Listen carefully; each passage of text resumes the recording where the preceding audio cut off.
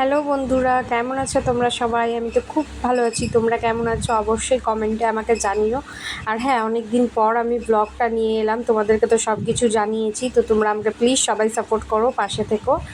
আর দেখো, আজকে আমাদের বাড়িতে ছিল জন্মাষ্টমী। আমাদের বাড়িতে কেন, সবার বাড়িতেই ছিল, যাই হোক। তো আমাদের বাড়িতে পুজো হচ্ছে। তো পুজোতে বসেছিল আমার শাশুড়ি মা আর আমার ননদ, কারণ ওনারাই উপোস ছিল আর আমরা তো ছিলাম না, কারণ আমার একটু প্রবলেম হয়ে গেছে, ওই কারণে উপোস ছিলাম না। তো এরকম যাক, প্রণাম টনাম করেছি।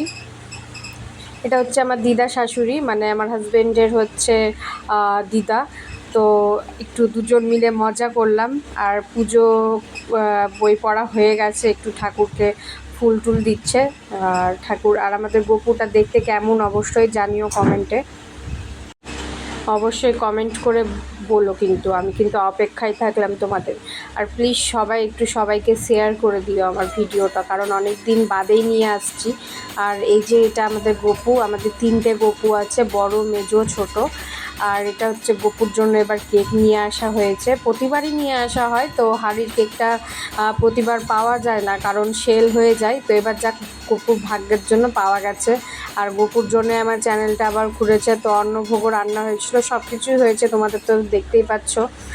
তো দেখো তোমরা। আর এই যে কেকটা কত সুন্দর, আমার হাজব্যান্ড আর আমার ননদ মিলে কেকটা কাটিং করেছে। যেহেতু আমি ঢুকিনি, তো ঢুকিনি না, মানে আমি কাটিনি, ভাত খেয়েছি এই কারণে। তো যাই হোক, আর কেমন হয়েছে আমাদের সব কিছু, মানে অ্যারেঞ্জমেন্টটা তোমরা অবশ্যই জানিও। আর দেখো তাহলে তোমরা ভিডিওটা।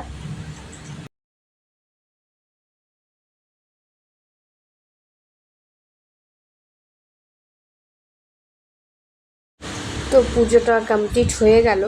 এবার হচ্ছে ওকে একটু অন্নগুলো খাইয়ে দিচ্ছে। প্রথমে কেক খাইয়েছে, কেক মাখন সব কিছু দিয়ে দিয়েছে, ওর তো ফেভারেট হচ্ছে মাখন।